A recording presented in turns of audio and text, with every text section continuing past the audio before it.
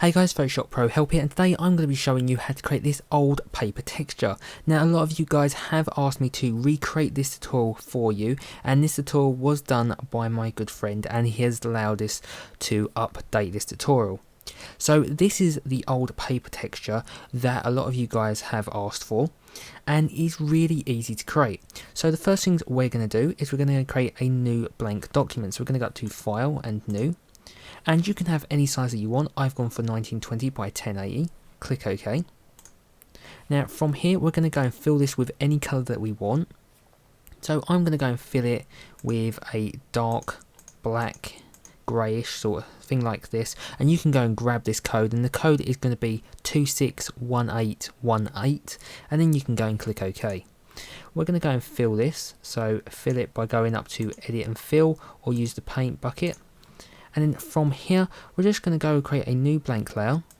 We're going to go over to our colour palette, and we're going to go and type in a new colour for this, and this is going to be E1CAB0, and you can pause the video and grab this code, click OK, and we're going to go and fill this one, so Alt and Delete on your keyboard, or Option and Delete if you have a Mac. And then from here we're just going to go up and make this into a smart layer. So we're going to go to Filter, down to Convert to Smart Filter, click OK, and then from here we're going to go back up to Filter, down to Noise, Add Noise, and the amount is going to be 3.5, distribution is going to be set to uniform, and we're going to go and check monochromatic. Click OK once we've done that. Then we're going to go back up to Filter, we're going to go down to Filter Gallery, and we want to go over to Artistic, down to Underpainting, and you can really play around with the settings depending on the size of your document, but it should be around about these settings right here. So brush size 40, texture coverage 40, and the texture is going to be burlap, the scaling is going to be 200, and the relief is going to be set to 5. Click OK once we're done. And then from here we're going to go and create a new blank layer. So bottom right hand side, click the new blank layer icon, and then we're going to go back up to Filter. We're going to go and convert this into a smart filter again.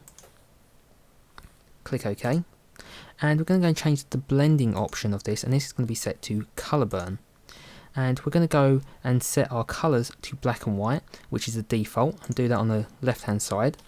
And then we're just going to go back up to Filter. We're going to go over to Render and go to Clouds, and as we can see it's create this burn effect, which is really quite nice. But we're going to go and take some of this out, so we're going to go and double click on this layer, and we're going to go and keep with the blending options, and we're going to go down to the bottom, and we're going to go over to this layer, which is Blend If. Hold down Alt or Option if you have a Mac, and bring over the black slider, just a part of it, just so we have this sort of effect right here. Now you can go all the way and take it all out if you want, but I'm just going to go and keep some of this in, so around about there for me, and then click OK. Now once you have done that, we're going to go down a layer, which is the actual paper layer, and we're going to go over to our rectangle marquee tool on the left hand side, and we're just going to go and drag out just so it creates a border, so around about there, about an inch border for this. And then from here we're going to go and add a layer mask, so bottom right hand side, click the layer mask icon. So it looks like the camera, so it's going to bring the background through. So from here we're working on the mask layer for this. We're going to go up to Filter, we're going to go down to Distort, and then Wave.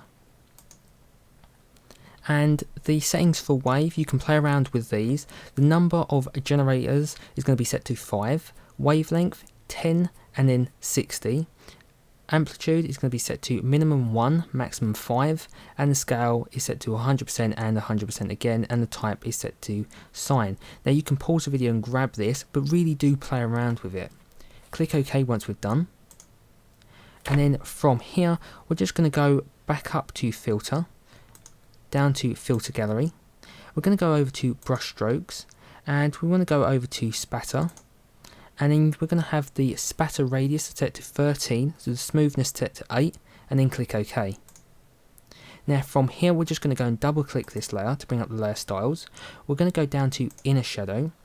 The blend mode for this one is going to be set to Overlay.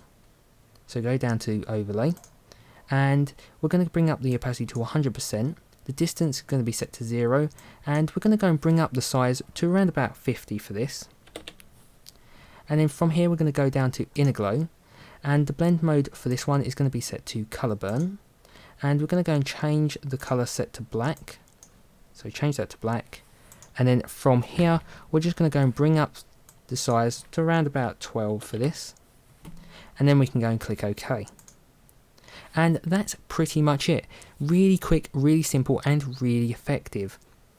Now if you did want to bring back the whole paper, then you can go and hold down Shift on your keyboard and click the layer mask, and that should just bring it all back, and then just click it again to bring the cut edges back again. So go and have lots of fun with this. Please comment, rate and subscribe. Go check out our other friend's video that actually created this video, that gave us the permission to use it. And I'll see you next time, guys. Bye for now.